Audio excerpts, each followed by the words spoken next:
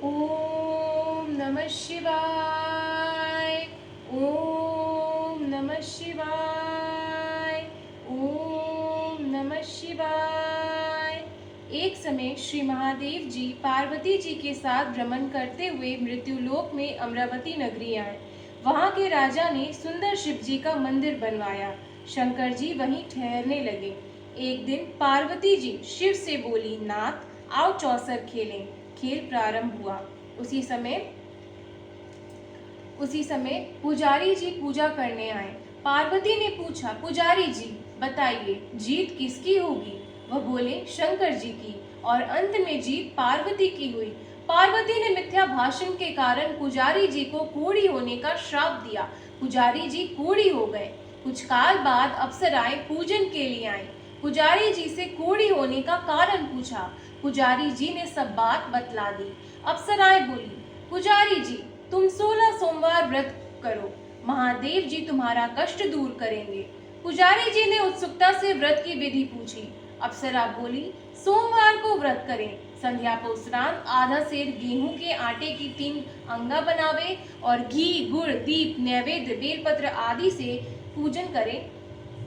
बाद में 1 अंगा अर्पण कर शेष 2 अंगा प्रसादी समझ वितरित कर प्रसाद ग्रहण करें। इस विधि से 16 सोमवार कर 17वें सोमवार को पाव सेर गेहूं के आटे की बाटी का चूरमा बनाकर भोग लगाकर बांट दे। फिर सकुटुंब प्रसाद ग्रहण करें। ऐसा करने से शिव जी तुम्हारे मनोरथ को पूर्ण करेंगे। ये कहकर अप्सराएं स्वर्ग को चली गईं। पुजारी जी यथाविधि व्रत कर रोग मुक्त हुए और पूजन करने लगे। कुछ दिन बाद शंकर पार्वती पुनः आए। पुजारी को कुशलता पूर्वक देख पार्वती जी ने रोग मुक्ति का कारण पूछा। पुजारी के कथा अनुसार पार्वती ने व्रत किया। फलस्वरूप अप्रसन्न कार्तिकेय जी माता के आज्ञाकारी हुए। कार्तिकेय जी ने भी पार्वती से पूछा कि क्या कारण है कि मेरा मन आपके चरणों में लगा हुआ है। पार्वती जी ने भी यही व्रत बतलाया। कार्तिकेय जी ने भी व्रत किया। फलस्वरूप बिछड़ा हुआ मित्र मिला। उसने भी कारण पूछा। बताने पर विवाह की इच्छा से यथाविधि व्रत किया। फलतः वह विदेश गया। वहां राजा की कन्या का स्वयंवर था। राजा का प्रण था कि हथिनी जिसको माला पहनाएगी उसी के साथ पुत्री का विवाह होगा। ये ब्राह्मण भी स्वयंवर देखने की इच्छा से एक ओर जा बैठा। हथिनी ने माला इसी पंडित को पहनाई। धूमधाम से विवाह संपन्न हुआ। तत्पश्चात दोनों सुख से रहने लगे। एक दिन राजकन्या ने पूछा, नाथ आपने कौन सा पुण्य किया जिससे राजकुमारों को छोड़ हथिनी ने आपका वरण किया? ब्राह्मण ने 16 सोमवार का व्रत सविधि बतलाया। राजकन्या ने सत्पुत्र प्राप्ति के लिए व्रत किया और सर्वगुण संपन्न पुत्र प्राप्त किया। और बड़ा होने पर पुत्र ने पूछा, माता जी किस पुण्य से मेरी प्राप्ति आपको हुई? राजकन्या ने सविधि 16 सोमवार व्रत बतलाया। पुत्र राज की कामना से व्रत करने लगा। उसी समय राजा के दूतों ने आकर उसको राजकन्या के लिए वरण किया। आनंद से विवाह संपन्न हुआ। राजा के देवलोक होने पर ब्राह्मण कुमार को गद्दी मिली। फिर भी वह इस व्रत को करता रहा। एक दिन उसने अपनी पत्नी से पूजन सामग्री शिवालय में ले चलने को कहा, परंतु उसने दासियों के द्वारा भिजवा दी। जब राजा ने पूजन समाप्त किया तो आकाशवाणी हुई कि इस पत्नी को निकाल दे, नहीं तो ये तेरा सत्यानाश कर देगी। प्रभु की आज्ञा मान उसने रानी को निकाल दिया। लेकिन रानी भाग्य को कोसते हुए एक नगर में बुढ़िया के पास गई। दीन देखकर बुढ़िया ने इसके सिर पर सूत की पोटली रख बाजार में भेजी। रास्ते में आंधी आई, पोटली उड़ गई। बुढ़िया ने इसको फटकार कर भगाया। वहां से तेली के पास पहुंची तो सब माट चमक गए। उसने भी निकाल दिया। पानी पीने नदी पर पहुंची तो नदी सूख गई। सरोवर में पहुंची तो हाथ स्पर्श होते ही जल में कीड़े पड़ गए। उसी जल को पी आराम करने के लिए जिस पेड़ के नीचे जाती वही सूख जाता। वन और सरोवर की दशा देख ग्वाले इसे मंदिर के गुसाई जी के पास लेकर के गए।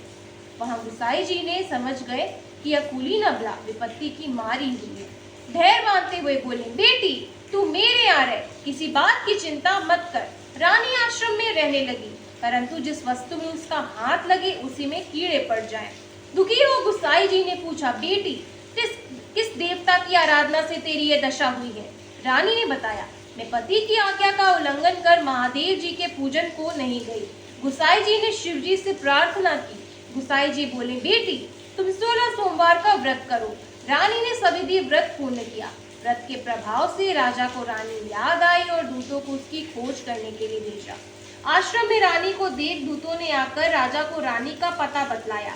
राजा ने जाकर गुसाई जी से कहा, महाराज, ये मेरी पत्नी है। शिव जी के रुष्ट होने से मैंने इसका परित्याग किया। अब शिव जी की कृपा से इसे लेने आया हूँ। कृपया इसे जाने की आज्ञा दें। गुसाई जी ने आज्ञा दे दी। राजा रानी नगर में आए। नगरवासियों ने नगर सजाया, बाजे बजने लगे, मंगलोच्चार हुआ। शिव जी की कृपा से प्रतिवर्ष 16 सोमवार व्रत को कर रानी के साथ आनंद के साथ रहने लगे और अंत में शिवलोक को प्राप्त हुए। इसी प्रकार जो मनुष्य भक्ति सहित और विधि पूर्वक 16 सोमवार व्रत को करता है और कथा सुनता है, उसकी सभी मनोकामनाएं पूर्ण होती हैं और अंत में शिवलोक को प्राप्त होता है। ओम नमः शिवाय। ओम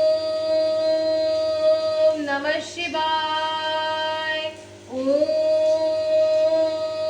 नमः शिवाय। ओम नमः शिवाय। ओम नमः शिवाय। हर हर महादेव।